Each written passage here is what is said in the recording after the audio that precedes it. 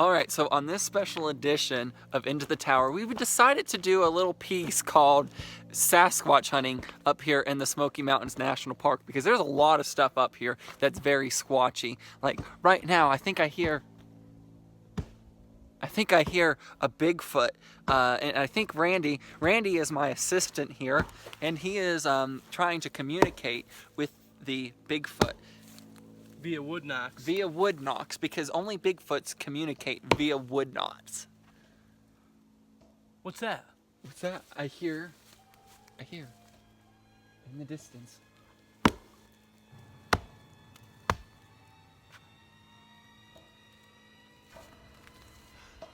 That must be a Bigfoot, because there's no other people up here where we're at in the Smoky Mountains National Park.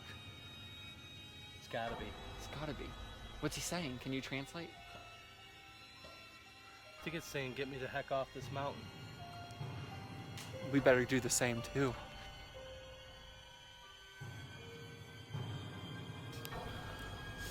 I can tell by the smell. It's been eating a lot of blackberries. This is definitely Sasquatch dung. Okay, so here's something else I just pointed out here along the trail. You see how this tree is cut like that right here? Now that just doesn't happen naturally. The Bigfoot up here has hand tools and is able to saw stuff like that. So, you know, that stuff just doesn't happen, because what human being's gonna come up here with a handsaw and saw this over? And oh, Randy found something else too. What's this, Randy? That is a Sasquatch artifact. It possibly could have been what he used to chop this log. You can tell by the tool marks that you find here that this is classic Sasquatch wood cutting. We've got some Sasquatch tracks. See how wide they are? There's no way that this is horse tracks. It may look like hoof tracks, but you can just tell by the width and the spread between them that this is definitely Sasquatch came through here recently.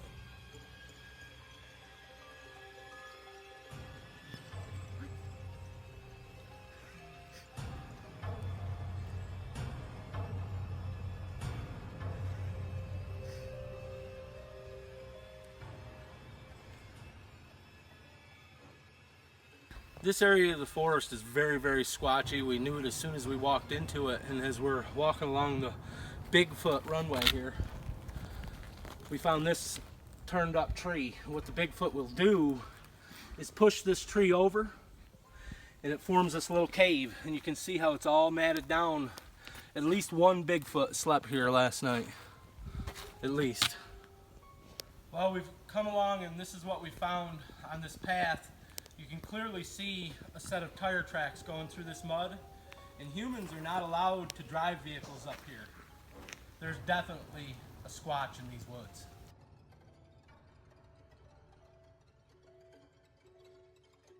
We found something interesting here where the trail splits. It's definitely Sasquatch fur. He must have got scared from us coming down the path and ran through here and ran into the sign and skunned himself. This here cannot happen naturally in the forest. Sasquatch has pushed this over to mark his territory. We've gotten to this another point over here on this trail of something that's very Sasquatchy. And over here, this tree, look at this tree, how it's just bent over. That just does not happen out of nature. That means Bigfoot. What was that? What was that? I don't know. Must be I wonder if there's a Sasquatch over there throwing stuff. That must be a Sasquatch. It's gotta be a Sasquatch. It's gotta be a Sasquatch. This is because his territory. Yeah, this is territory. Now we got a my Sasquatch God. throwing stuff. Oh gosh. Oh my gosh. Ah!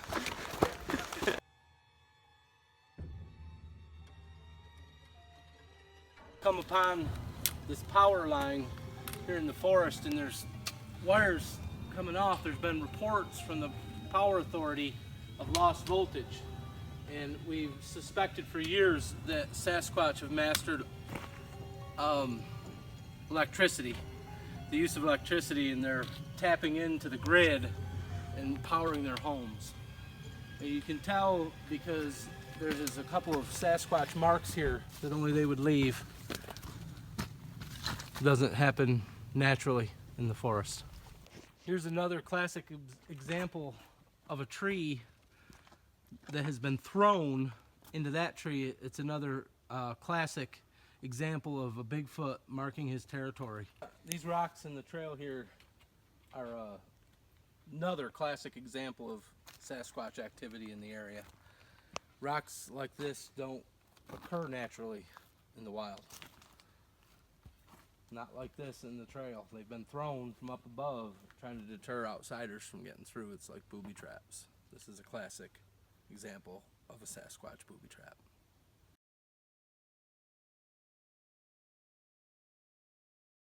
You see these flowering weeds here? We thought we heard some commotion as we were coming down the trail, and apparently the Sasquatch was picking these to give to his girlfriend, and we scared him off and he had to drop them here in the trail and run. We've come across what we have come to know as a Sasquatch thicket. They'll take dead limbs, such, and pile them up to build a shelter. And then when they're done staying there, before they leave, they'll kill a deer, light that on fire, and cook the deer on top of it.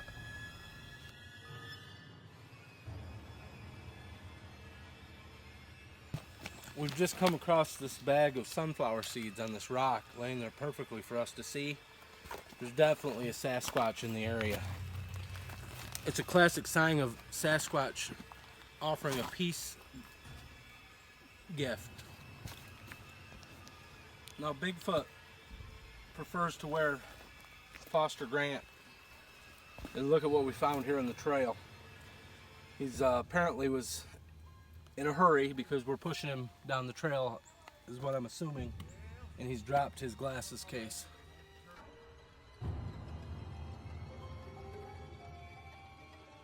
We're walking down the trail and I looked over and we found this big pile of, what is this? Would you say? It's something Bigfooty, Sasquatchy. Bigfoot droppings? I think it's dung. Bigfoot dung. This is Bigfoot dung. We've never seen this happen because no other animal or plant would leave something like that. So it's got to be Bigfoot dung. It appears that he's been eating a lot of dairy. Been eating a lot of dairy. Well, there are dairy cows up here, and he's probably gone and milked some, because not only does the Bigfoot up here in the Smoky Mountains, you know, he's able to drive. We've already seen some tire tracks up here. Set fires and cooks. We saw some cooking pans up here, but they were, you know, they were thrown over. And so this one here also milks cows from the local dairy cow, or he might even go to the local market and go buy it. You know, there's been some plastic jugs up here too, so. But anyway, so.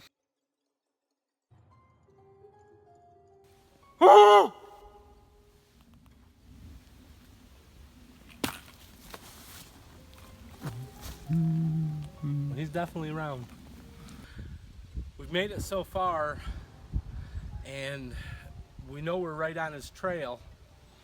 You smell that? That's a Bigfoot fart. You smell that? It's a Bigfoot fart. He's close. This tree here has been pushed over by a Bigfoot. We've seen this many times. They'll walk up it and tap into the power source.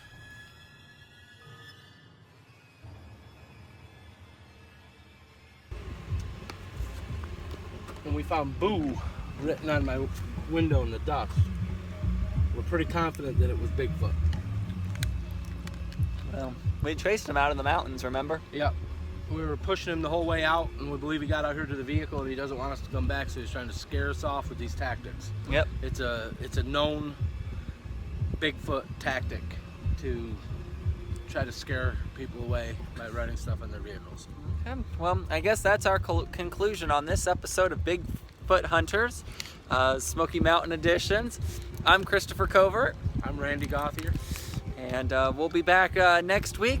We'll be doing the Tellico Plains area up in the Green Cove area where this Bigfoot supposedly can fish. Stay tuned.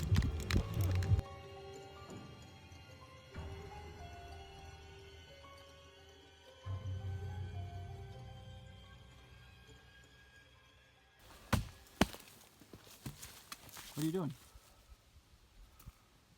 Wood knocking. Trying to see if we can get this Sasquatch that's been following us the whole time to answer back.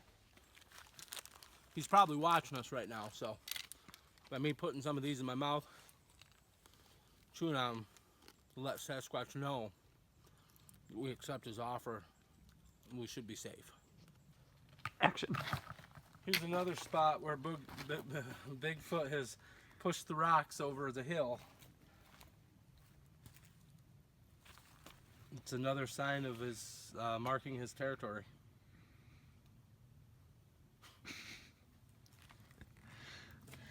Oh, we've got to be close to having enough footage, haven't we? One right there. Knocking back in the woods. I'm gonna call him.